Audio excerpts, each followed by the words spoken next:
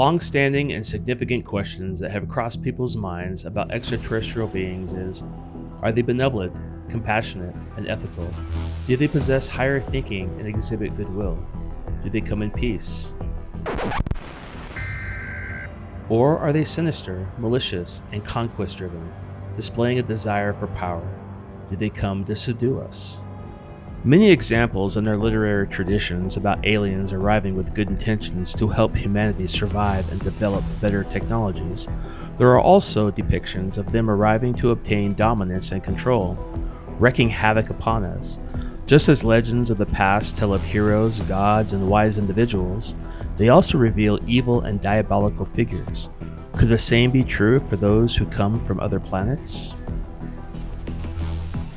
Hello everyone and welcome. Thank you for visiting our channel where we discuss all things about aliens and UFOs and where we always push the limits of our understanding. I am Joe Landry here with my co-host Lori Olford. And we have a fascinating topic today as we discuss the idea of reptilian aliens, the menace from the stars. As the name implies, they are an alien species or a diverse group of alien species that do not have a humanoid appearance, but instead are characterized as being something that resembles a lizard or a snake. And while this image may seem like something that is presented in modern day science fiction movies, it may come as a surprise that it actually goes all the way back to antiquity with how certain mythological entities and demigods are described. Consider the serpent in the paradise of Eden, said in the Bible to be the craftiest creature in the garden. Also Leviathan from the Bible, the great beast of the sea, as well as many legends of dragons from around the world. Many cultures make reference to serpent gods, such as Quetzalcoatl of the Aztecs, Kukulkan of the Mayans, and Apulpus of the Egyptians. And serpent gods are said to possess both great wisdom and great power, and they sometimes display goodness, virtue, and honor, yet they are also known to exhibit malevolence. So, Laurie, we pointed out how extraterrestrials can be thought of as angelic beings from the classical descriptions, yet it seems that the reptilians would more likely fit the idea of those that are demonic. That is true, Joe. And, there's a chilling narrative out there, an extremist conspiracy theory, if you will, which suggests that some of the famous celebrities and world leaders are actually some kind of lizard-type creature, often referred to as saurians, that are underneath a human skin. Now, some authors in recent years have put forward the notions that paranormal events, psychic activity, and alien interdimensionality and secret societies like the Illuminati are controlling the entire world and all of its leaders. And that the reptilian beings are in human disguise or in shape-shifted form and are responsible for so much havoc being wreaked upon everything. It's much like what is depicted in the 80s television series called V and the Roddy Piper movie, They Live.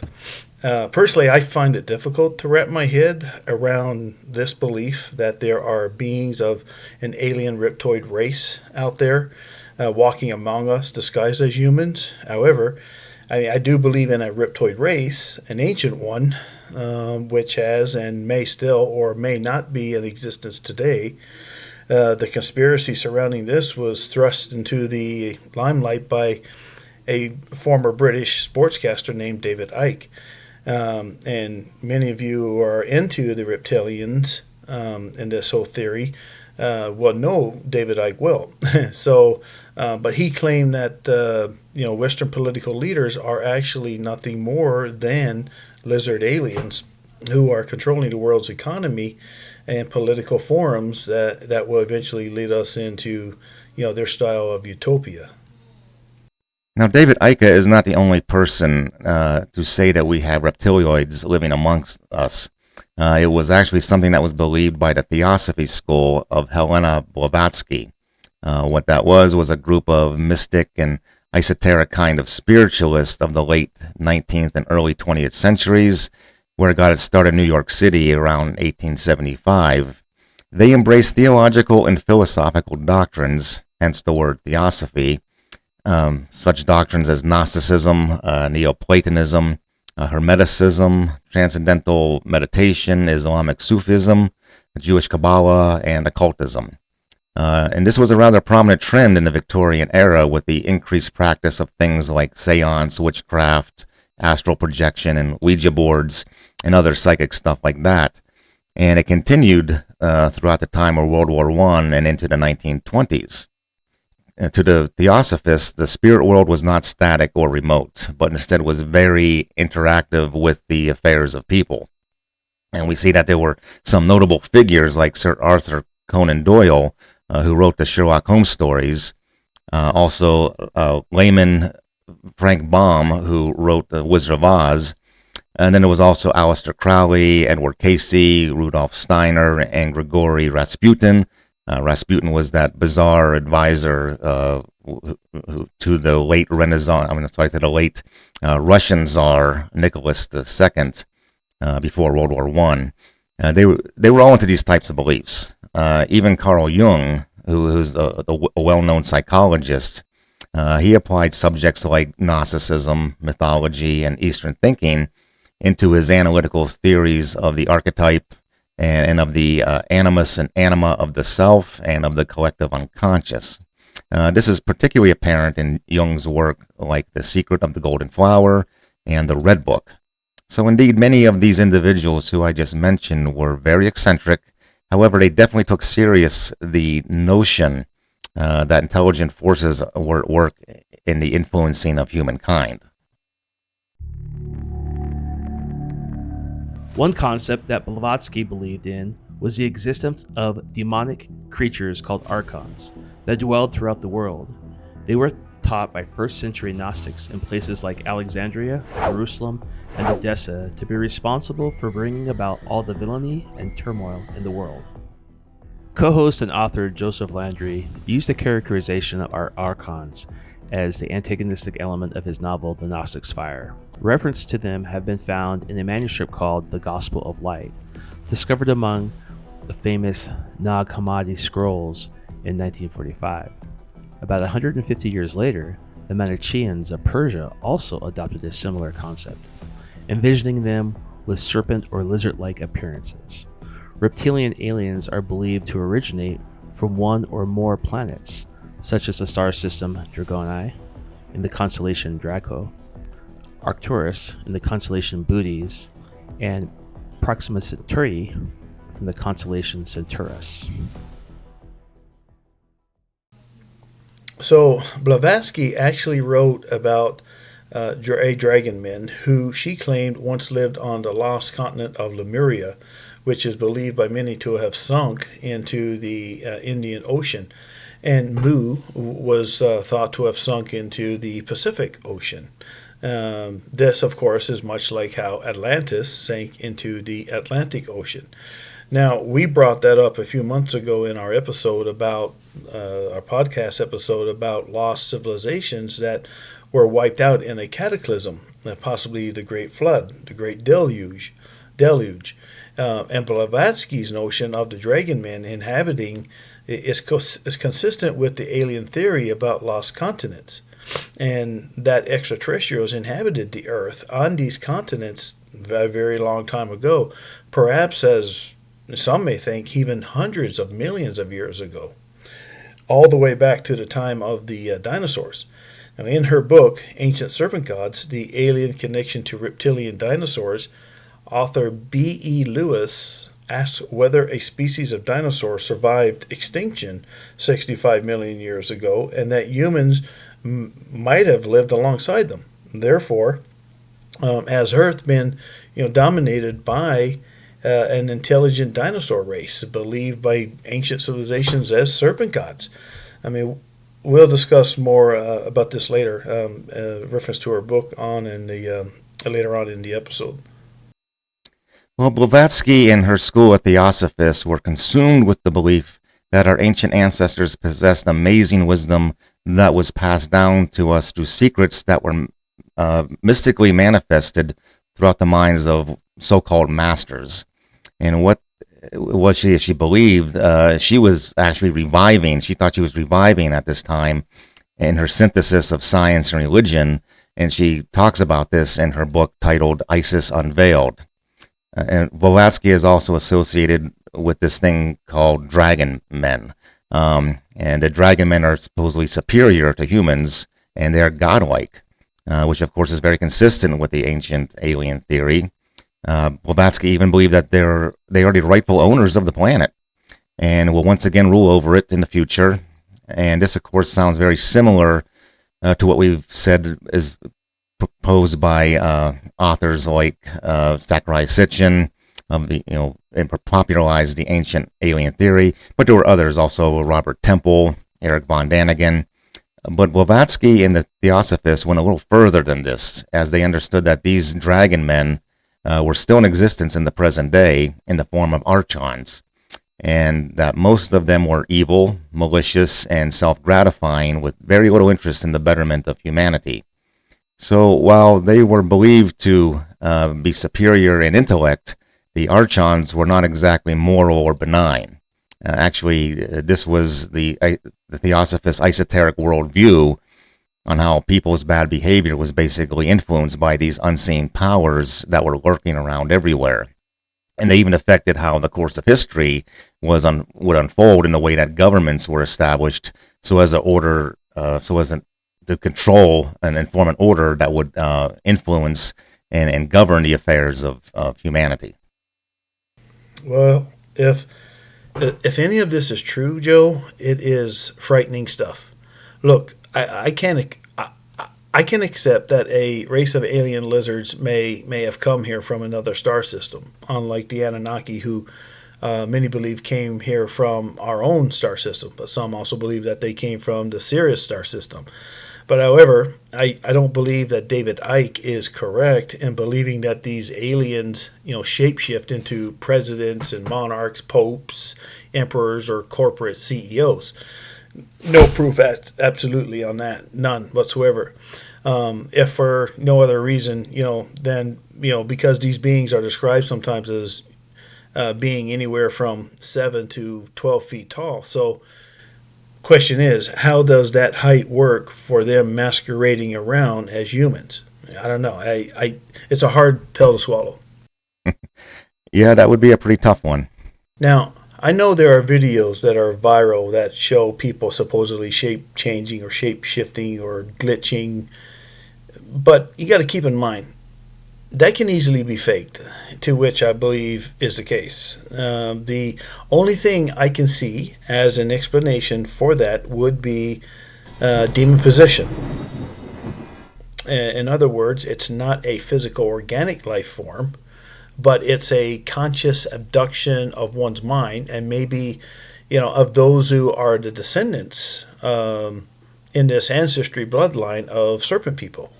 And this is mentioned by author Scott Helen Roberts in his book called The Secret History of the Reptilians, where he wrote that the serpent in the Garden of Eden story, as being an allegorical one. It's a form representing an actual bloodline that's running through humans throughout history, certain humans, I guess. Now, the Gnostics who believed in these so-called archons had a worldview that put the realm of the spiritual as being completely and totally separated and removed from the realm of the physical. So they held this idea that God, the true God, was remote from the known universe in a place called the Pleroma, which is completely inaccessible and unknowable except through a special divine insight and understanding called gnosis, which is the Greek word for knowledge. That God did not create everything. He couldn't, because that God is absolute perfection, and the material world we live in is far from perfect. So they claim that a different God, one who is inferior to the true and perfect one, is the one who is responsible for creating this human universe, which of course is flawed in many ways. That God, who they called Yaldabaoth, is the one who was revealed through the Old Testament as Yahweh. And he is a demiurge and not the true God of the cosmos. So Gnostic teachers like Valentinus of the 2nd century AD believed that Christ was an emanation of the Pleroma, who was sent to save us from the drudgery of the material world that was created by the Demiurge, and to show how the light, and light being the knowledge of the true God. To the Gnostics, light refers to divine knowledge. What is interesting is that the portrayals of Yaldabaoth, again, that being the God that we would know of from the Old Testament, they have him with a body, and that body is of a serpent with the head of a lion. So the reptilian feature shows up quite a bit in Gnosticism, not only with the Archons, who are like in charge of the principalities of the domain of this physical realm, but they're also the one who is said to have created it all, and they're described as reptilian. Well, I often wonder if perhaps we all worship snake gods through our many religions. We do indeed see the importance of the snake symbolism in Judeo-Christianity. If the Anunnaki are indeed our creators and are extraterrestrials who have been misunderstood by our ancestors as gods, then it's a possibility. The Anunnaki are described as, in some ways, as lizard-like. They seem to resemble a dragon-like beings from the Zulu tribe and from the Dogon tribe of Mali. Even the old Garden of Eden story of Genesis has a talking serpent. As like we've said, the book of Genesis is a condensed version of the Babylonian text. Now, the Sumerian god Enki is often associated as the serpent in the garden. However, that is not an actual story of what happened. It's an allegorical one describing how Homo sapiens became what is known as thinking man, by knowing right from wrong and receiving what would be called a consciousness. The question is, why did the biblical authors use a serpent as the antagonist? The answer is that they knew who their gods were and how they looked. And strangely, Genesis alludes to the serpent as having legs when God cursed it, telling it that it will crawl on its belly, and eat dust for all the days of its life. It was also intelligent enough to speak and communicate. So this sounds quite like a humanoid of some type, an organic humanoid of some type. I think it could be possible that the Bible is actually telling us about human contact with a reptilian being. Now, some may say, well, that's an interesting theory, but there's no proof at all to support that either. Well, I say, well, not so fast, and here's why.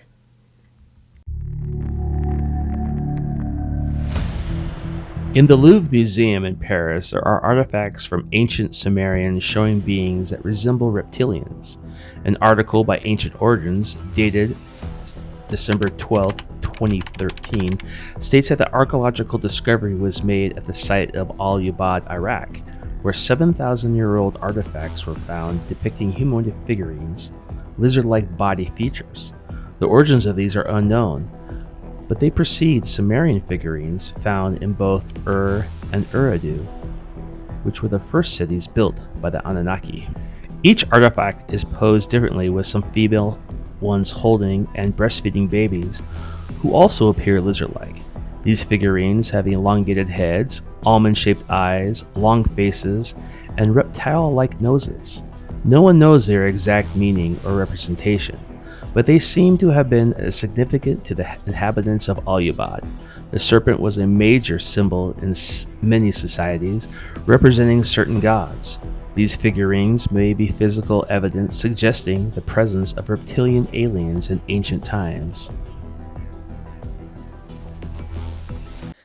Going back to what you said, Laurie, about Scott Allan Roberts, where he wrote the claim, the Garden Eden with the serpent. This is an allegorical account, as a form of an actual source to the understanding of the true bloodline through the descendants of humans throughout history. This according to Roberts' book. And he also states that there is indeed a reptilian factor to humanity, and it's evident in our religions and cultural lore. And since antiquity, snakes have been a part of religious rituals as being both good and evil. What is seen in the serpent in the garden, in the Mayan civilizations of Quetzalcoatl, in the Buddhist religion, we have the figure Naga, And among the African tribes, there is a demigod known as the Home. And then even in Nordic beliefs, we find these demigods who have a reptilian appearance. Ouroboros from the ancient Near Eastern culture is as a serpent who is swallowing his own tail. That is depicted in a lot of inscriptions found throughout Roman relics, Greek relics, Egyptian relics, all the way through the Middle East. And religious texts are full of reptilian creatures. There's one called Onanes, who was a half man and half fish, with his people who were said to have come out of the Persian Gulf to teach the ways of civilization to the Mesopotamians. And among them, there was a goddess named Katesh, who was said to be able to communicate with snakes. There's also the Epic of Gilgamesh. In this account, the protagonist lost his power of immortality through the trickery of a serpent. And then there is the Sumerian god Ningazida, who would be considered as one of the Anunnaki, is always depicted as being very serpentine. So these are just some of the instances that reveal how significant reptilians were to the ancients. Now, we've also talked about the possibility that the Aztec god Quetzalcoatl was an Anunnaki who stayed on Earth instead of returning to Nibiru. And we mentioned back in our podcast episodes about Mormonism that he may actually be the same figure as Jesus Christ. It was after the resurrection that Jesus was received up into a cloud, right? I.e., spaceship, and then went to Central America, to Teotihuacan, the place of the gods. An Anunnaki spacecraft was probably still orbiting the Earth at the time, and later, left with Jesus, i.e., Quetzalcoatl, to catch up with Planet Heaven, aka Nibiru. Now, Quetzalcoatl is actually described as being a feathered serpent that came to instill and instruct knowledge to the Mesoamerican people. And maybe this is really how Joseph Smith somehow got the idea of Jesus coming to America when he started the Mormon religion. And this is why, he's associated with the same God as the Sumerians, the Inky. Inky as giving knowledge and understanding to the Sumerian people. So now, if we were created in the image and likeness of the Anunnaki, which parallels the religious concept of us being an image and likeness of God, then they have some reptilian characteristics as that mean we do as well.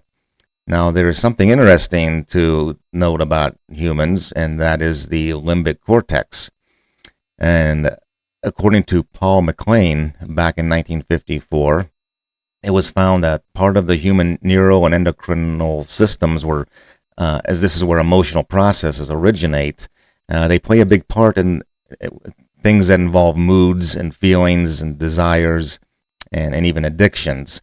And it is the part of the brain that is in control when we fight, flight, feed, fear, and fornicate.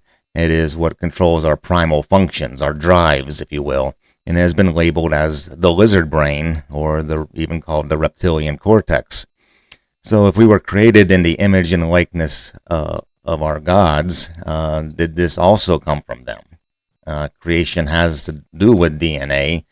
And now in his book, We Were Never Alone, A History of Extraterrestrial Intervention, Paul Van Ward wrote that the Quinault tribe of the Northwest believed that Quate, their god, created humans from his sweat, and the Salish tribe, also of the Northwest, believed their god, Motkin, the first woman with his hair,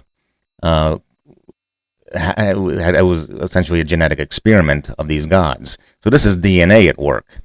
And likewise, in Mesoamerica, Quetzalcoatl is said to have sprinkled blood with the bones of early creatures so as to create human beings. Again, nothing but tissue samples that have DNA are being combined in what sounds like a genetic biology experiment. And this is all congruent with what is found in the book of Genesis, and how Adam and Eve were made with stuff that is already there, some of it organic and some of it inorganic. Oddly enough, the serpent, the wisest and craftiest creature in the Garden of Eden, was already there right at the time of humans being created. As according to the Bible, this is what has led us to obtain conscience, the knowledge of good and evil, as is told in the story of the fall of man from the Garden of Eden. Sure, and as with any species, there are those who are benevolent and those who are hostile.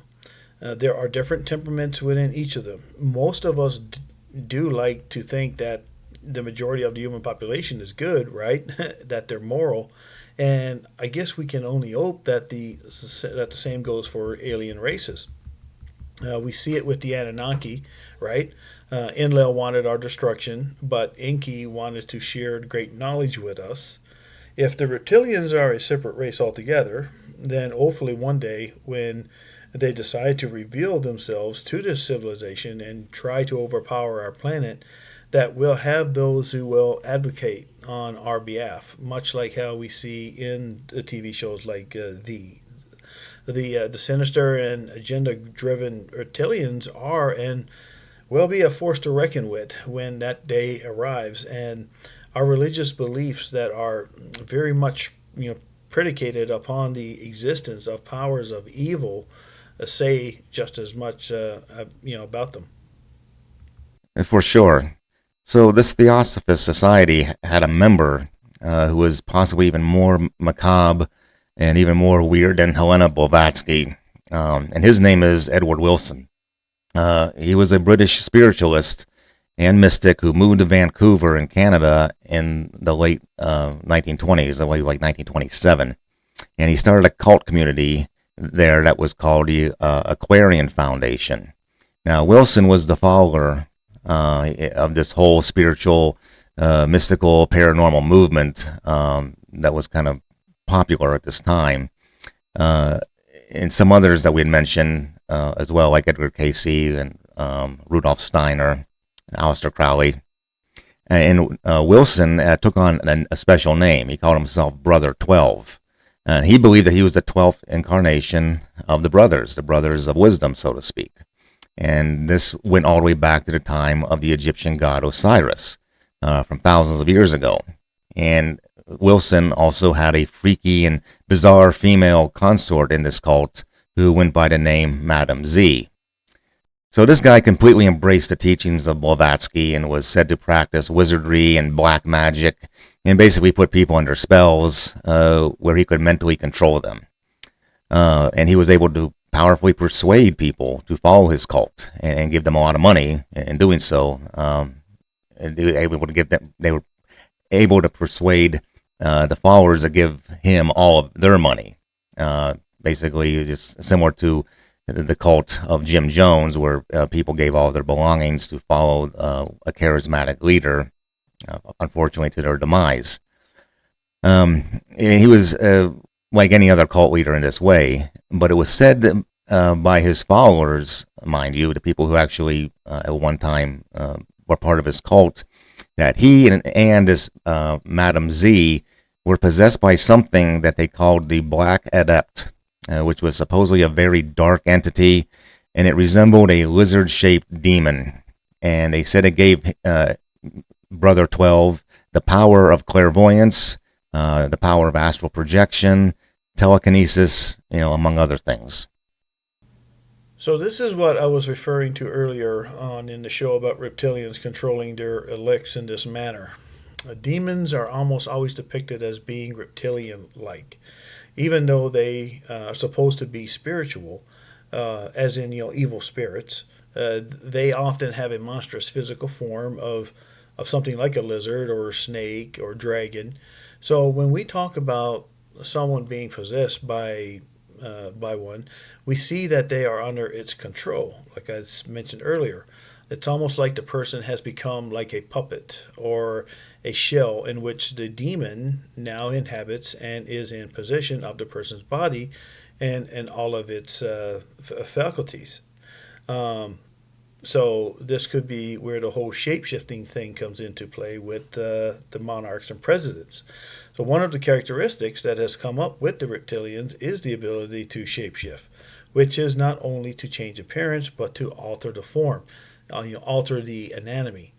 And this is a theme that is indeed found in mythology, like in how the Greek god Zeus transforms himself into a swan, so has to get close to Lydia and have sex with her. And in Norse mythology, Loki is able to constantly transform into things like horses, snakes, fish, and insects. And he is thought to be like the ultimate trickster god. Right, so there is a differentiation among the Anunnaki, the Reptilians, the alien greys, as well as any other species that may be out there. At the same time, they all seem to have left a similar anthropological effect upon the way our religions and mythologies came about, and that the stories and traditions we preserved with all the cultures are about all of them in some synthesized way. It combines, features of all of these types of aliens and types of beings together in the stories. In other words, we have pieces of them, of legends and myths woven into the fabric of our traditions and belief systems all around the world. And we're saying that the capabilities of certain extraterrestrial beings, such as telepathic communication through dreams and instantaneous travel, could have been equated as capabilities of the divine. And indeed, we do see those capabilities mentioned in relation to God and to Jesus and even the prophets, which is also important to note that the reptilian aliens are not reptiles in the way that we have reptiles here on Earth. It's not to say that they're the cousins of the lizard or the crocodile or something. They are a completely different species of life form that look to be reptilian and look like reptiles that we have on Earth, but are not. You couldn't call them reptiles like the ones we have on this planet. They wouldn't be classified under the same species. They're completely different species.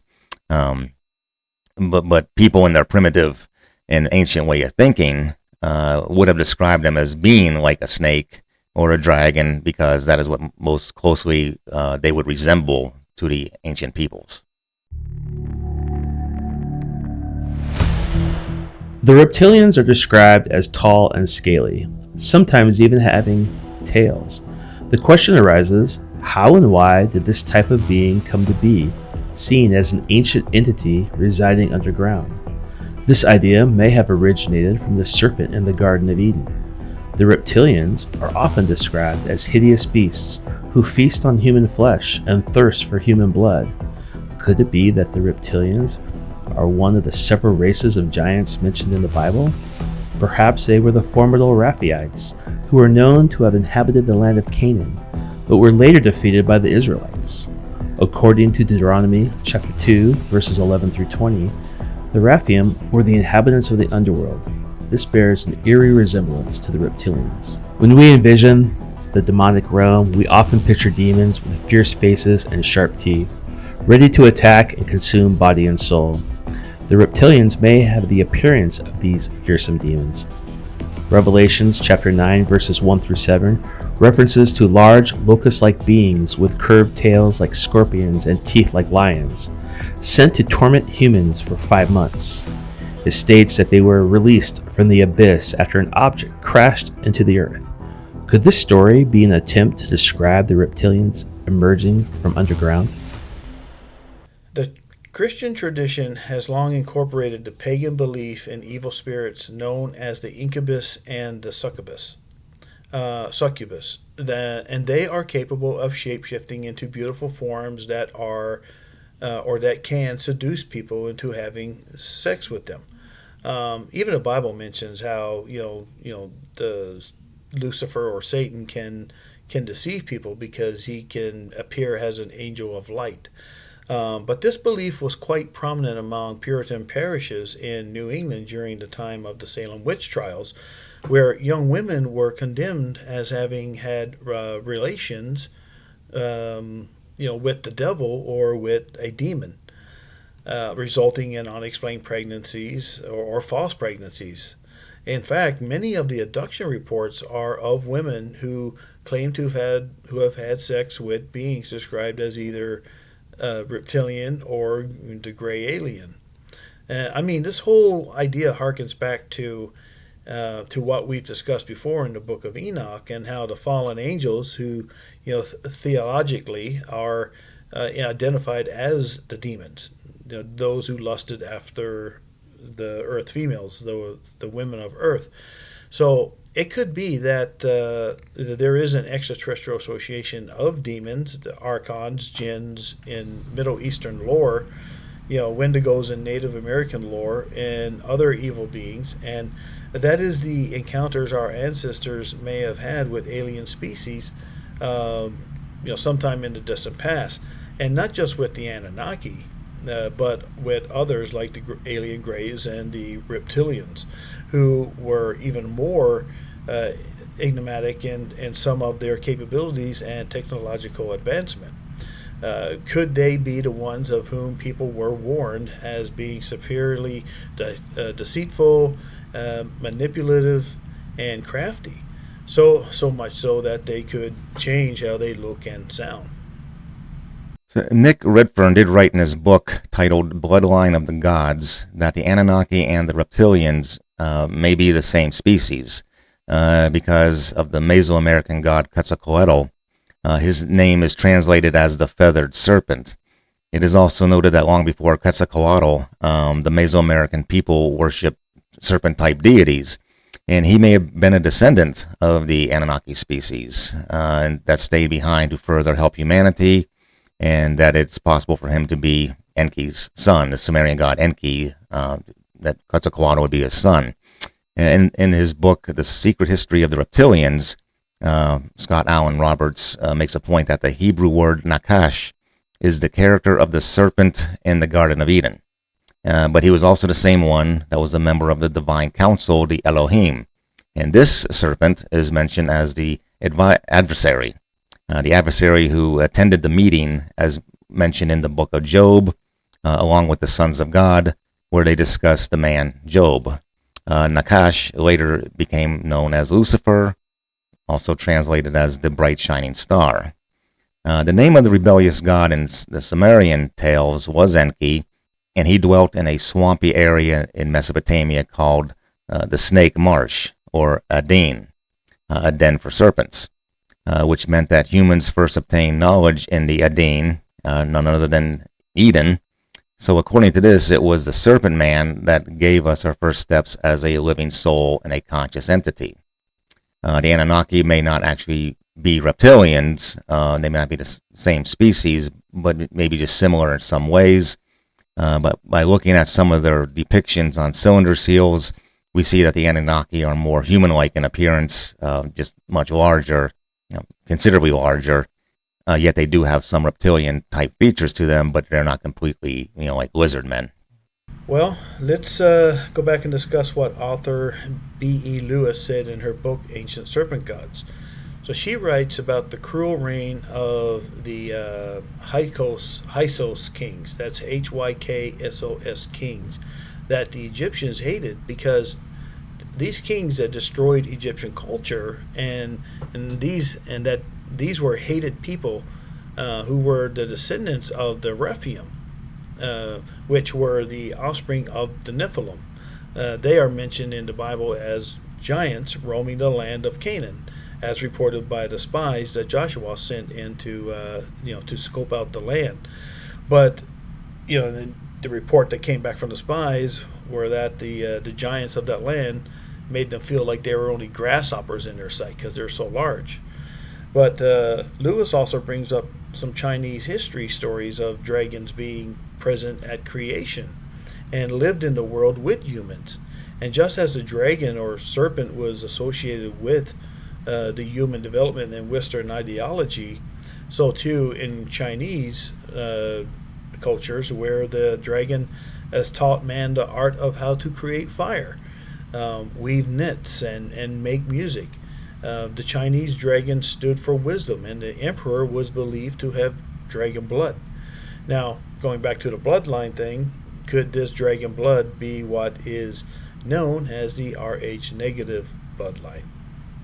And that is very interesting. Lewis also brought up the ancient Chinese book titled The Wei Ching, where it describes the days when man and dragon lived together peaceably and even intermarried. In fact, Lewis wrote that according to the Wei Ching, many of the emperors had dragon-like features. One such emperor named Yao, who, from 2356 BC, was born to a dragon father and a human mother. Now, this sounds a lot like the books of Enoch and Genesis, doesn't it? Where sons of God were mating with daughters of men. Also, Emperor Shun in 2255 BC is described as having the countenance of a dragon, as stated by Lewis. Now, she went on to write that the ancient Mayan book called the Chiliambalam tells of the first inhabitants of the Yucatan Peninsula were people of the Serpent who had come across from the sea all the way from the east and had come by way of the serpent god named Itzaman. And Itzaman was a creator serpent god who breathed life into man, which Lewis claims sounds much like that of the Sumerian god Enki, as he is described as half human and half serpent. The term Itzem means reptile, and the word Itzaman means the palace of the lizard. Well, then he later becomes known as Quetzalcoatl, the feathered serpent, who brought civilization to Mexico and taught astronomy and mathematics. And we find these similarities between all the religions of Earth. And get this, also, according to B.E. Lewis, ley lines are also known as dragon lines or serpent lines in the Far Eastern China. So that's really interesting. Now, author Jeremy Narby wrote in his book, The Cosmic Serpent, DNA and the Origins of Knowledge, about his experiences with the native and exotic ayahuasca plant, which is a psychoactive brew that is used by indigenous people and folk healers and shamans in the Amazon for spiritual ceremonies. And now, during his research, he came upon some literature about Amazonian shamanism, and he read about an anthropologist named Michael Harner, who claimed that for hours after drinking the ayahuasca brew, he felt as though he was awake and seeing a world beyond his wildest dreams. He said that he saw bird-headed people and dragon-like creatures who told him that they were the true gods of Earth. He also saw visions of giant reptilian creatures, and that they showed him how they came to Earth before civilization to hide from their enemies. Why would he see something like this? And he went on to say that they had to disguise themselves by hiding inside of different life forms. So, he learned that the dragon-like creatures were indeed inside all life forms, and that included us, man, humans. So we see that our cultural and mythological traditions are loaded with references to reptilians and the uncanny powers they possess. And of course, that leads us to wonder what it means. Are these legends and literary references indicative of something going on in the distant past where people encountered such beings? Is the symbolic importance of the serpent something that is deeply rooted within our psyches because of the impression left upon humans from witnessing a race of reptilian aliens who had come to this world?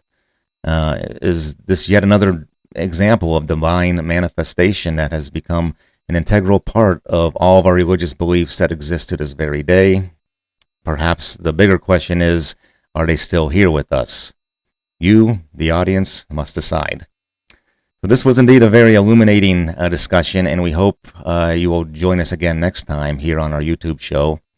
Don't forget that we still have a bi-weekly podcast that you can listen to on Spotify, Apple Podcasts, iHeartRadio, and Amazon, wherever you get your podcast. We hope you check us out there as well, and also on our website, www.alientalkpodcast.com. We would love to hear your comments. So until next time, stay safe and stay curious. Thank you for joining us during this intriguing episode.